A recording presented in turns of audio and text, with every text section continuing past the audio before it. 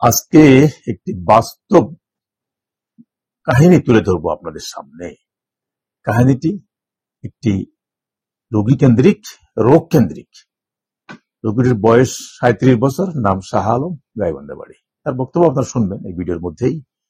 তার দীর্ঘ ১০ বছর ধরে প্যানক্রিয়াসে পাথর এবং ডায়াবেটিস।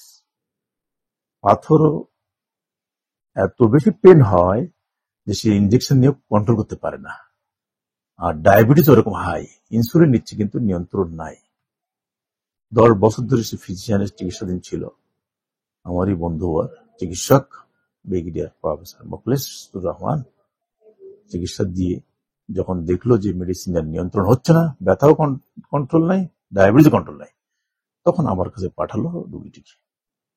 এবং তার সমস্ত কাগজ দেখে দেখলাম তার সুগার লেভেল হাই, তার প্যানক্রিয়াসে গ্রেড 3 স্টোন, মানে সমস্ত প্যানক্রিয়াসের সমস্ত মাথা থেকে হেড টু টেল বলি আমরা, প্যানক্রিয়াসের 3টা অংশ, হেড, বডি এন্ড টেল।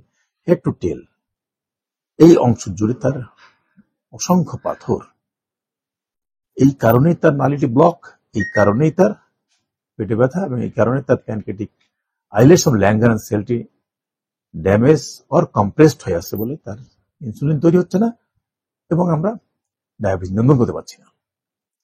এখন এই রোগী দেখার পরে, যেহেতু বয়স অল্প, মাত্র ৩৮ বছর বয়স, আমি আমার নিজস্ব পদ্ধতি দিয়ে শহীদ পদ্ধতির মাধ্যমে সার্জারি করেছি। ২০৩তম কেস এটি, সফল সার্জারি হয়েছে, সমস্ত পাথরগুলো বের করেছি, তার ডায়াবেটিস নিয়ন্ত্রণে এসেছে, এমন ইনসুলিন লাগছে না, ব্যথাও নাই, রোগী বেশ সুন্দর খাচ্ছে। এই পদ্ধতি বিশ্বের অসংখ্য পদ্ধতির মাঝে একটি পদ্ধতি হিসেবে সংযোজিত হয়েছে, যা আমি ইন্ডিয়ান জার্নালে আমার প্রবন্ধ আকারে প্রকাশ করেছি। অসংখ্য আন্তর্জাতিক সেমিনারও আমি এ বিষয়ে বিভিন্ন জায়গাতে বক্তৃতা করেছি।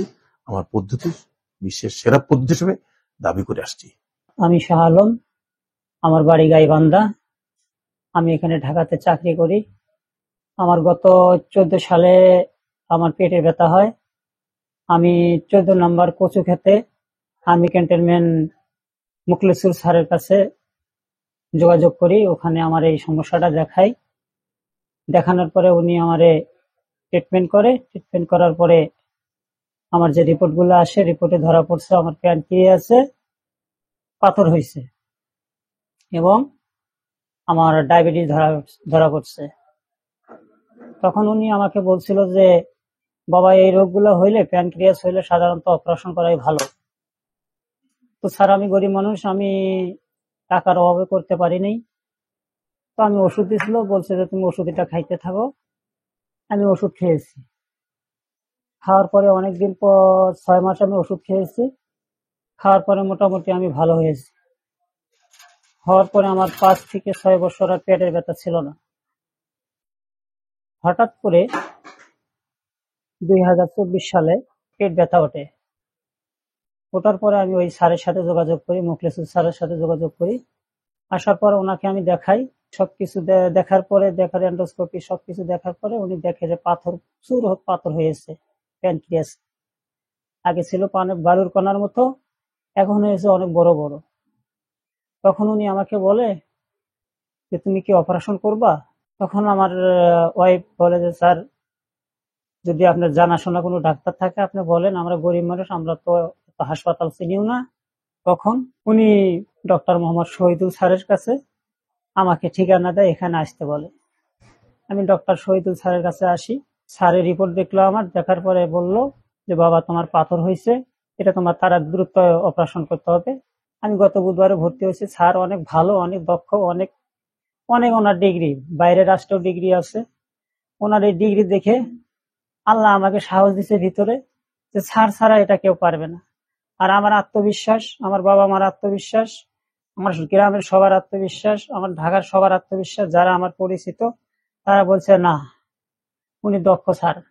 আমি এক কথাই বলছি, স্যারের মতো অমায়িক লোক হয় না।